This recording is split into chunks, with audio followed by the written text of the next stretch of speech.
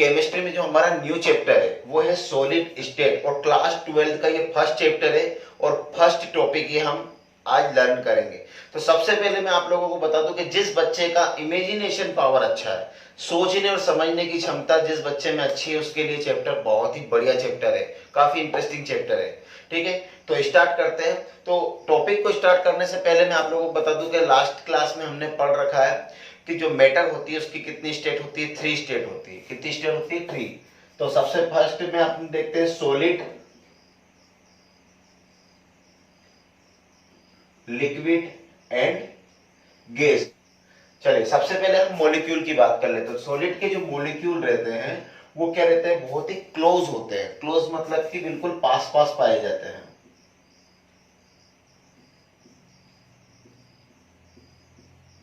Liquid में जो molecules रहते हैं वो कैसे होते हैं? सॉलिड की कंपैरिजन में दूर दूर होते हैं। और जो गैस में मॉलिक्यूल होते हैं वो क्या होते हैं? बहुत ही दूर दूर होते हैं। ठीक है ना? तो ये बात किसकी हो गई? मॉलिक्यूल्स की बात हो गई। अब मॉलिक्यूल के बाद अगर हम देखते हैं शेप की अगर बात करते हैं, चलिए तो शेप अगर देखते हैं तो सबसे पहले सॉलिड का जो शेप होता है वो कैसा होता है? फिक्स होता है। लिक्विड का जो शेप होता है वो फिक्स नहीं होता है और गैस का शेप भी फिक्स नहीं होता है। ये हमने लास्ट क्लास में पहले देखा है। इसके बाद हम देख लेते हैं शेप के बाद अगर वॉल्यूम की बात करते हैं, वो वॉल्यूम की बात करते हैं तो सॉलिड का जो वॉल्यूम है वो कैसा होता है? फिक्स होता है। लिक्विड का वॉल्यूम फिक्स होता है, गैस का वॉल्यूम फिक्स नहीं होता है। सॉलिड का वॉल्यूम फिक्स इसलिए होता है क्योंकि पूरा के मॉलिक्यूल बहुत क्लोज होते हैं। ठीक है ना? और जो वस्तु होती है वो कैसी होती है? सॉलिड होती है। ठीक है ना? इसलिए इसका वॉल्यूम क्या होता है? फिक्स होता है। अगर हम बात करें लिक्विड की तो लिक्विड में क्या रहता है? ठीक है ना? अच्छा, वाटर की बात कर ले। जिस टाइप के पॉट में, बर्तन में हम उसको लेते हैं, ठीक है ना, वो उसी का शेप ले लेता है। तो इसलिए इसका वॉल्यूम भी क्या होगा? फिक्स। लेकिन गैस में मॉलिक्यूल क्या होते हैं? बहुत दूर दूर होते हैं, इसका वॉल्यूम फिक्स नहीं होता है। ठीक है, चलिए तो स्टार्ट करते हैं। सॉलिड स्टेट, ठोस अवस्था। ठीक है, तो सॉलिड स्टेट की अगर डेफिनेशन की बात करते हैं तो सॉलिड स्टेट एक ऐसी स्टेट होती है जिसका शेप और वॉल्यूम क्या होता है? फिक्स होता है और जिसके मॉलिक्यूल रहते हैं वो क्लोज होते हैं। उस स्टेट को हम सॉलिड स्टेट कहते हैं। ठीक, और भी अच्छी डेफिनेशन लिखना है तो ये जितनी भी प्रॉपर्टीज लिख रखी है इन प्रॉपर्टीज को क्लोज करके लिखेंगे और लास्ट में लिख देंगे it is called solid state. तो ये भी लिख सकते हैं, कोई प्रॉब्लम नहीं। ठीक है, तो स्टार्ट करते हैं। Property of solid state of matter, पदार्थ की ठोस अवस्था के गुण। फर्स्ट पॉइंट दे रखा है the shape and volume of A solid is fixed, मतलब ठोस की आकृति व आयतन कैसा होता है? निश्चित होता है, जो अभी हमने देखा है। ठीक है, सेकेंड पॉइंट है strong inter particle force between constituent particle, मतलब अवयवी कणों के मध्य प्रबल अंतरकण बल पाया जाता है। मतलब कि जो पार्टिकल होते हैं वो क्लोज बंधे होते हैं। ठीक है ना? तो ये रहता है, जैसे कि ये अभी मैंने बताया आप लोगों को कि ये पार्टिकल जो रहते हैं सॉलिड के वो क्या होते हैं? बिल्कुल पास पास होते हैं। ठीक, इसके बाद थर्ड नंबर का पॉइंट दे रखा है vibration of constituent particle at there on position being in stable state, मतलब अवयवी कणों का स्थिर रहते हुए अपने स्थान पर ही कंपन करना। मतलब मॉलिक्यूल क्या होते हैं? बिल्कुल क्लोज होते हैं, तो वो वहां के वहीं क्या रहते हैं? फिक्स रहते हैं, स्थिर रहते हैं और वहीं उनका वाइब्रेशन स्टार्ट हो जाता है। ठीक है, तो ये पॉइंट हो जाता है अवयवी कणों का स्थिर रहते हुए अपने स्थान पर कंपन करना। फोर्थ पॉइंट दे रखा है minimum distance between constituent particle, मतलब अवयवी कणों के मध्य क्या होती है? निम्नतम दूरी होती है। वही जो अभी ये वाला पॉइंट और ये वाला पॉइंट, मतलब कि 4 नंबर का पॉइंट है और सेकंड नंबर का पॉइंट है, एक ही बात को बता रहा है लेकिन बोलने के तरीके अलग अलग है। ठीक है ना? तो अवयवी कणों के मध्य निम्नतम दूरी, मतलब कि ये क्या होती है? निम्नतम दूरी मतलब कि बहुत क्लोज पार्टिकल इसमें पाए जाते हैं। ठीक है, नेक्स्ट है रिजिडिटी एंड नॉन कंप्रेसिबिलिटी, मतलब कि दृढ़ता एवं असंपीड्यता, मतलब कि जो सॉलिड होता है वो कैसा होता है?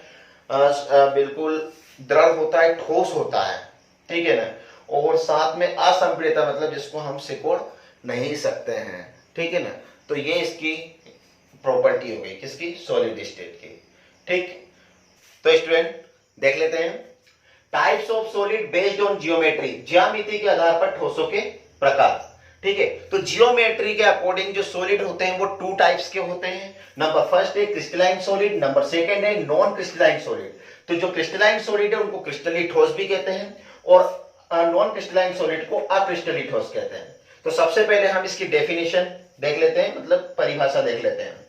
तो इन this solid their constituent particle are arrangement in a regular order, मतलब कि इस ठोस में अवयवी कण क्रमिक रूप से व्यवस्थित होते हैं, मतलब कि जो पार्टिकल्स होते हैं वो रेगुलर ऑर्डर में क्या होते हैं, अरेंज होते हैं। ठीक, नॉन क्रिस्टलाइन सॉलिड की डेफिनेशन है in this solid there constituent particle are not arrangement in a regular order, मतलब कि इस ठोस में अवयवी कण क्रमिक रूप से व्यवस्थित नहीं होते हैं, मतलब कि पार्टिकल्स जो रहते हैं, आयन जो रहते हैं वो रेगुलर ऑर्डर में अरेंज नहीं होते। तो एग्जांपल के थ्रू समझ लेते हैं हम।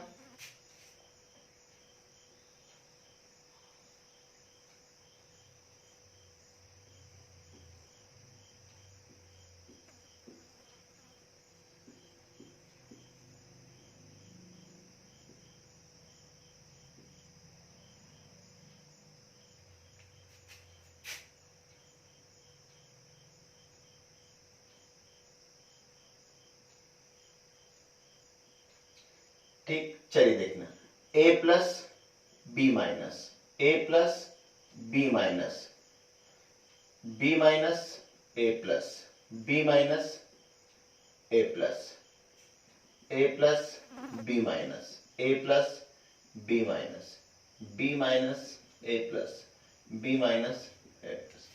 ठीक,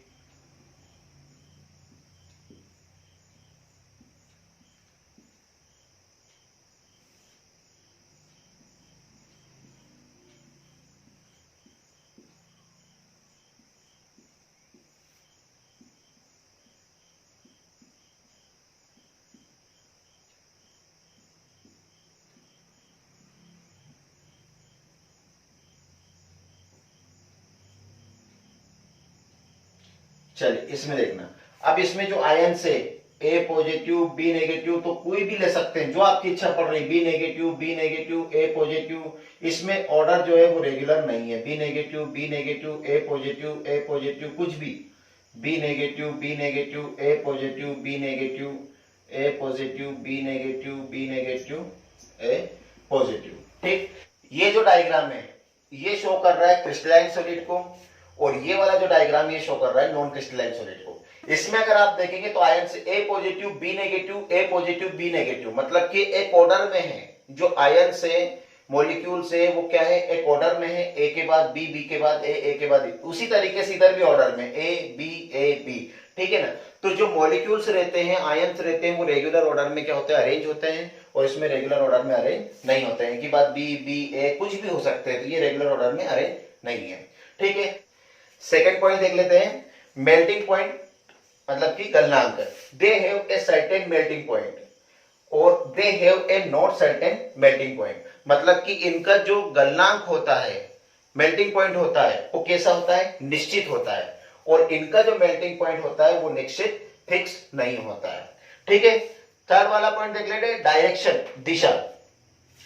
दे आर एन आइसोट्रोपिक, मतलब कि ये विषमदेशिक होते हैं, और दे आर आइसोट्रोपिक, ये समदेशिक होते हैं। अच्छा, ये पॉइंट जो है ये बहुत ही इंपॉर्टेंट पॉइंट है, और कई बच्चे अपने आप लॉजिक लगाते रहते हैं कि जैसे क्रिस्टलाइन सॉलिड दे रखा है, तो क्रिस्टलाइन सॉलिड मतलब कि क्रिस्टली ठोस, तो यहाँ क्या दे रखा, विषमदेशिक मतलब एन आइसोट्रोपिक, तो वो क्या मन से ही लॉजिक लगा के इसको क्या मान लेते हैं, समदेशिक होना चाहिए, और ये अक्रिस्टली ठोस है मतलब कि ये विषमदेशिक होना चाहिए, लेकिन ऐसा नहीं है। और ये आप कैसे समझोगे, तो मैं आप लोगों को एग्जांपल के थ्रू समझा देता हूं, ये डायग्राम से हम समझ लेंगे।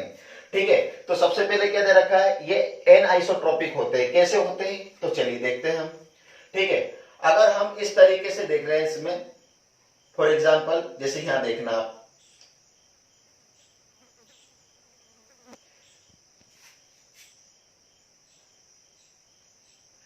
ठीक, अगर डायरेक्शन की बात करते हैं, ठीक है, तो ये कैसे होते हैं, विषमदेशिक। विषमदेशिक का मतलब होता है एनाइसोट्रोपिक। ठीक है, तो इसमें आप देखोगे तो बी बी बी बी मतलब एक डायरेक्शन ये हो गया, ठीक है। इसमें देखेंगे तो ए बी मतलब फिजिकल जो प्रॉपर्टी है वो कैसी है, अलग अलग डायरेक्शन में अलग अलग टाइप की है, ठीक है। इसलिए इसको क्या माना है, विषम देशिक। तो यहाँ बी बी बी बी एक साथ है, यहाँ ए बी एक साथ, ठीक है।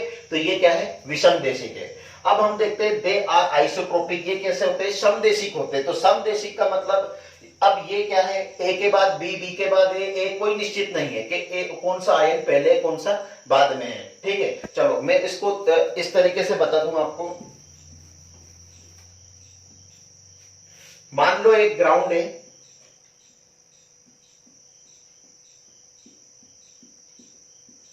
ठीक है। अब इस ग्राउंड में बहुत से लोग हैं, ठीक है, मतलब कि ग्राउंड में भीड़ है। अब उस भीड़ को अगर मैं इस कोने से देखूंगा या इस कोने से देखूंगा या इस कोने से देखूंगा या इस कोने से देखूंगा, ठीक है, तो किधर की भी कॉर्नर से देखूंगा तो सबसे पहले जो भीड़ है मेरे को हमेशा जिधर से भी देखूंगा वो क्या दिखेगी, भीड़ ही दिखेगी। मतलब उसका डायरेक्शन क्या दिखेगा, मेरे को एक जैसा ही दिखेगा, ठीक है। तो इसीलिए इसको क्या माना है, समदेशिक। इधर से भी एक जैसा भीड़, इधर से भी एक जैसी भीड़, इधर से भी एक जैसी और इधर से भी जैसी, इसलिए इसको क्या माना है, समदेशिक आइसोट्रोपिक। मतलब फिजिकल प्रॉपर्टी अगर देखते हैं तो ये एनाइसोट्रोपिक होती है और ये आइसोट्रोपिक होती है, ठीक।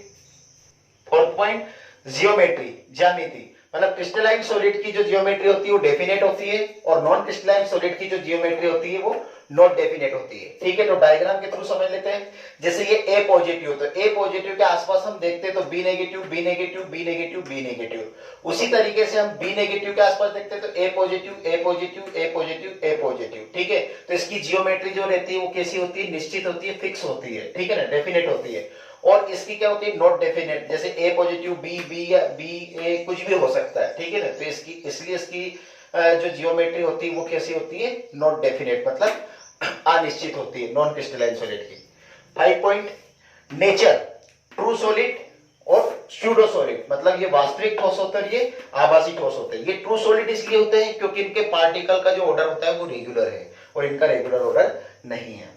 Arrangement of particle, long order और स्मॉल ऑर्डर। मतलब इसमें पार्टिकल जो रहते हैं वो लॉन्ग ऑर्डर में अरेंज होते हैं और इसमें पार्टिकल्स जो होते हैं वो स्मॉल ऑर्डर में अरेंज होते हैं, ठीक।